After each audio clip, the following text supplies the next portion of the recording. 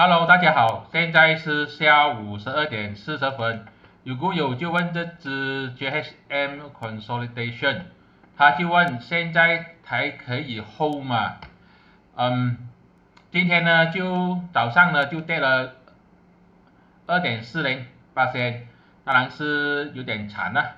它的支撑呢肯定就是这一个灰色线跟这个 POC，价钱呢大概就在0.80左右。没有跌破0.80就继续 hold 住，跌破0.80要考虑卖出去避开风险，因为跌破之后呢，这整个呢都是它套牢盘，下面的人也是有点担心了啦，也会开始卖了。